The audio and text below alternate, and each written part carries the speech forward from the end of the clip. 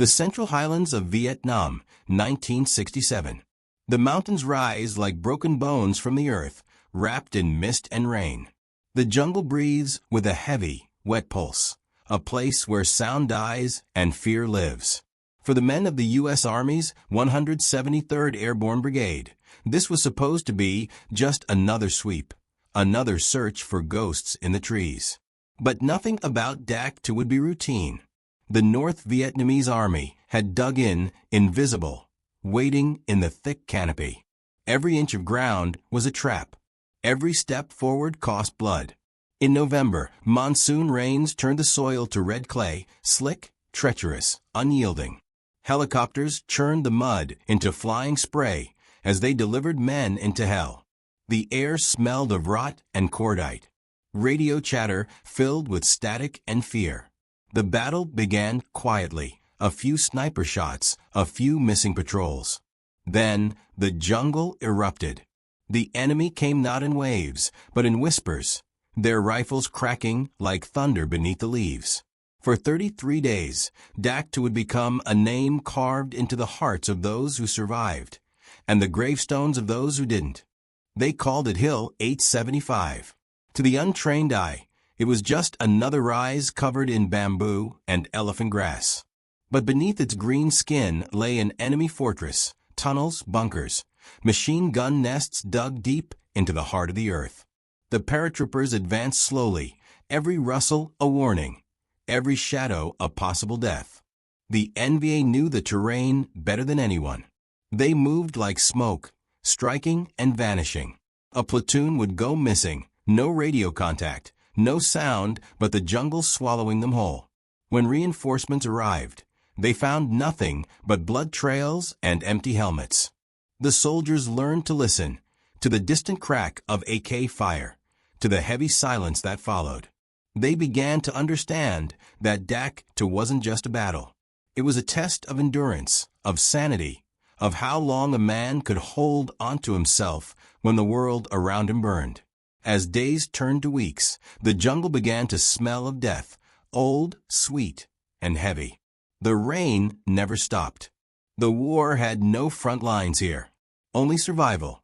Fire Support Base 12, Fire Base 15, names that meant nothing back home, but here they were lifelines. Each base was a small island of mud and sandbags, surrounded by an ocean of green hostility. Mortar tubes glistened with rainwater. M60s stood ready, barrels blackened from overuse. Every night, flares painted the sky in slow-motion agony, red, white, green, revealing nothing but shadows moving in the mist. The men could feel the enemy watching. Sometimes they swore they could hear whispers in the trees. Artillery thundered day and night. Shells screamed overhead, carving the sky open. The earth shook, and the men huddled deeper into their foxholes, clutching their rifles like rosaries. When dawn came, the fog rolled in thick as smoke. The jungle reset, erasing all signs of the previous night's chaos. Only the bodies remained, soaked in mud, eyes open to a sky they'd never see again. On November 19th, Alpha Company moved toward Hill 875. They were met by hell. The first burst of enemy fire cut them apart, machine guns from concealed bunkers, rockets whistling through the trees. The ground erupted. Men screamed. Radios went silent. The survivors hit the dirt, clawing for cover that didn't exist. Smoke grenades hissed, marking airstrikes that never seemed to come soon enough. The NVA was everywhere, disciplined, relentless, unbreakable. Hours bled into days. Medevac helicopters braved enemy fire to lift the wounded, spinning away into the storm. The hill burned, literally burned, as napalm and artillery turned vegetation into ash. But the defenders didn't move. They waited deep in the tunnels until the flames died, and then they rose again to fight. By the time the first assault ended, Alpha Company had ceased to exist as a unit. What remained was silence, broken only by the sound of rain falling on the dead. When the fighting paused, there was no victory, only breathing. The survivors gathered in muddy foxholes, faces streaked with dirt and blood, eyes blank. They shared cigarettes, passed canteens, and spoke softly about home. Some prayed. Others just stared into nothing. They were kids, 19, 20, fighting a war they barely understood in a place that seemed to eat men alive. Yet they kept going. For each other. Medics crawled through the filth, dragging the wounded to safety. Helicopters came and went like angels made of steel and noise. The dead were wrapped in ponchos and lined up in the rain. When night fell, the jungle whispered again. And the men whispered back, promising they wouldn't fall asleep, because sleep meant being swallowed by the dark. By the third week, the U.S. command unleashed everything they had. B-52 bombers roared overhead, their payloads shaking the mountains. Artillery batteries fired until barrels glowed red. Napalm and cluster bombs turned hillsides into molten landscapes. Yet the NVA refused to die. They emerged from their tunnels like ghosts, firing from the smoke. Their courage or madness mirrored that of the Americans who refused to retreat. Each hill had to be taken twice, sometimes 3 times. The cost was unbearable. The medevac choppers carried more than bodies now.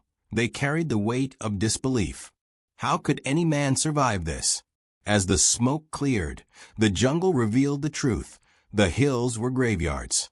The green canopy was gone, stripped away by fire. What remained was red earth, blackened trees, and silence. In late November, the 4th Infantry Division joined the fight, pushing toward Dak II from the south. Their boots sank deep into clay, their rifles rusting in the rain. They fought hill by hill, inch by inch, Hill 724, Hill 1338, Hill 875 again. Every rise, every ridge, was defended with fanatic precision. The North Vietnamese soldiers weren't running. They were waiting. Every trench was a trap, every fallen tree a firing point. The 4th Infantry learned fast. Courage alone wouldn't win this war. The radio calls were cold. Contact front. Taking fire. Requesting extraction. The voices were steady, professional. But beneath them was fatigue. The kind of exhaustion that eats through the soul. Still, they pushed on. Because that was what soldiers did. November 22nd. Bravo Company climbed Hill 875 again. This time, supported by air and artillery. The hill smoked like a dying volcano. Every crater filled with rainwater and blood. They advanced in silence until the first bunker opened fire. The air turned to lead. Machine guns tore through the ranks. Flamethrowers roared in answer, consuming the bunkers in sheets of orange fire. For hours, the battle was chaos, screams, explosions, the ground trembling under artillery.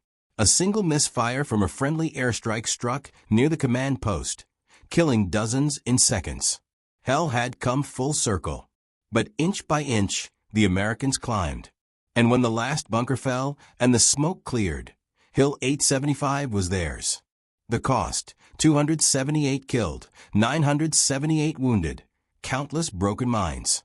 They had won a hill and lost something far greater.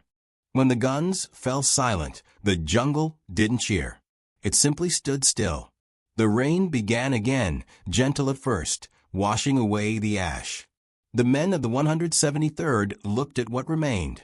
Burned trees, empty helmets, names whispered over the radio that would never answer again. There were no parades, no victory speeches, just the quiet knowledge that they had endured something unspeakable. Dak II was not the turning point of the war. It was a revelation that no amount of bombs or bravery could tame a land that fought back with its very nature.